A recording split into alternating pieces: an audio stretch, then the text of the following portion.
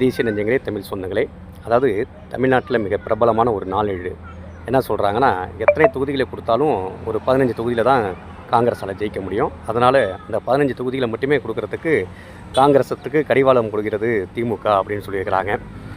அதாவதுங்க 63 தொகுதியை கொடுத்தாங்க, 41 தொகுதியை கொடுத்தாங்க, அடுத்த 25 தொகுதியை கொடுத்தாங்க. இப்போ 15ங்கிற ஒரு கண்ணோட்டத்தில் நிறுத்தினா தான் நாங்கள் மறுபடியும் அந்த 25 கொடுங்க அப்படின்னு வாங்கிட்டு இருக்கக்கூடிய எம்எல்ஏகளுக்கு மட்டும் தக்க வச்சுக்குவோம், ஆட்சி அதிகாரத்தில் பங்கு கேட்க மாட்டோம், அதிக தொகுதியில் கேட்க மாட்டோங்கிறது அவங்களுடைய மனநிலை. நான் என்ன சொல்கிறேன், தொடர்ந்து 6 முறை முதலமைச்சராக இருந்திருக்கிறாரு கலைஞர் அவர்கள். அதே நேரத்தில் இப்போ 7வது முறையாக முதலமைச்சராக முத்துவேல் கருணாநிதி ஸ்டாலின் தான் ஆக போகிறாங்கன்ட்டு பார்த்திங்கன்னா அவங்களுடைய செஞ்ச நலத்திட்ட பதவிகளை பணிகளை சொல்லிக்கிட்டு இருக்கிறாங்க. அதே நேரத்தில் முப்பெரும் மாநாடு நடத்துகிறாங்க, மாநாடு நடத்த போகிறாங்க, இன்னும் பொதுக்கூட்டங்கள், இன்னும் திமுக அவங்களுடைய பெண் அமைப்பு, அது இல்லாமல் மிகப்பெரிய ஒரு எழுச்சியோடு செயல்படுவாங்க. அதெல்லாம் நம்ம ஒன்றும் மாற்றுக்கிறது இல்லை. ஆனால் என்றைக்காவது திமுக தனித்து வெற்றி அடைஞ்சிருக்குதா? அதாவது காங்கிரஸுடன் கூட்டணி இல்லாமல் அவங்களால வெற்றி அடைய முடியுமா?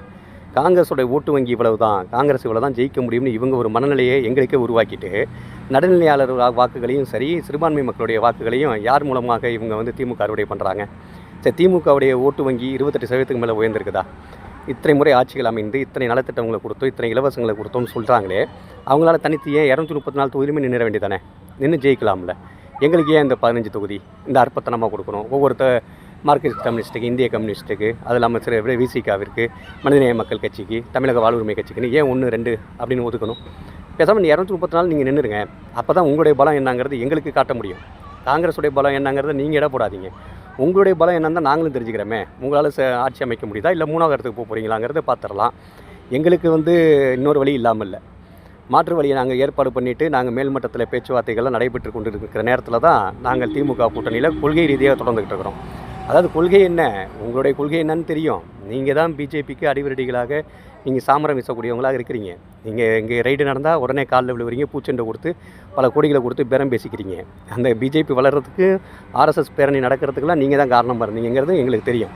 புரியுதுங்களா? காங்கிரஸ் இல்லாத ஒரு இந்தியாவை உருவாக்கணும்னு நினச்ச மோடிக்கு உறுதுணையாக தமிழகத்தை அழித்து நாங்கள் காட்டுறோம்னு ஒரு ஒத்துழைப்பு கொடுத்த இயக்கம் தான் திமுகங்கிறது எங்களுக்கு தெரியும்.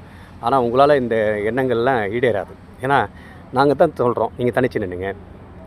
அதை தான் நாங்களும் இப்போ அடிக்கடிக்கிட்டு சொல்கிறோம். ஏன்னா இத்தனை வருடம் ஆட்சியில் இருந்துட்டு இலவசங்களை கொடுத்து மக்களை திரட்டி இன்னமும் நீங்கள் காசு கொடுத்து தான் மக்களை கூட்டிக்கிட்டு இருக்கிறீங்க.